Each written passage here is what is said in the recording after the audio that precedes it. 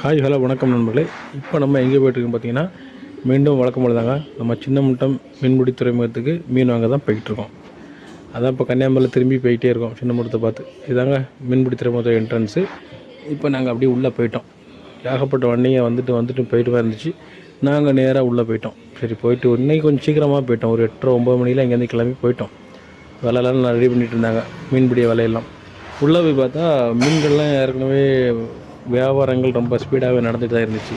நாங்கள் போயிட்டு இருக்கும்போது சரியான கூட்டம் உள்ளே போனோன்னு.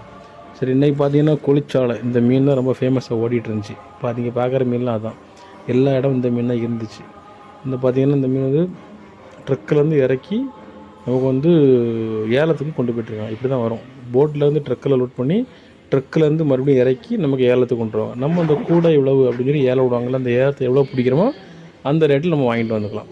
நாங்கள் ஒரு கூட கொளிச்சாலை வாங்கினோம். 1400 வாங்கினோம். வாங்கிட்டு நாங்கள் வந்துட்டோம். நாங்கள் 1400 வாங்கி 6 ஷேராக வச்சு எடுத்தோம். எங்களுக்கு நல்ல ஒரு குவான்டிட்டியில் மீன் கிடச்சிது. மக்கள் ரொம்பவே பரபரப்பாக வாங்கிட்டு இருந்தாங்க சனிக்கிழமை நைட் அப்படிங்கிறதுனால. ஏன்னா ஞாயிற்றுக்கிழமை மீன்பிடி கிடையாது. அதனால் சனிக்கிழமை நைட்டு வாங்கி வச்ச மீன் தான் திங்கக்கிழமை காலையில் சேல்ஸ் பண்ண முடியும் அப்படிங்கிறதுக்காண்டி ரொம்ப மட்டும் வியாபாரம் நடந்துடுச்சு. நல்லாவே சேல்ஸ் போயிட்டே இருந்துச்சு. நாங்கள் அப்படியே வாங்கிட்டு சரி ஓகே அப்படின்ட்டு வெளியே கிளம்பிட்டோம்.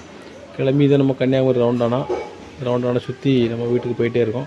போகிற வழியில் சரி ஓகே போர் அடிக்குதா, டீக்கு சாப்பிட்டு போகலாம் அப்படின்ட்டு நைட் டைமில் டீ சாப்பிட்ற ஒரு என்ஜாய்மெண்ட் தானே அப்படின்ட்டு டீ கடையை போய் டீ வடை பஜ்ஜி ஜூஸ் எல்லாம் குடிச்சிட்டு அதில் அப்படியே எங்கள் ஊருக்கு வந்துட்டோம். ஊருக்கு வந்தோடனே இருக்க மீன்லாம் பங்கு போடணும் ஒரு பெரிய சாக்கு எடுத்து விரித்து அந்த சாக்கில் மீனெல்லாம் கொட்டி பங்கு வச்சு எங்கள் ஷேர்லாம் எடுத்துகிட்டு போயிட்டோம்.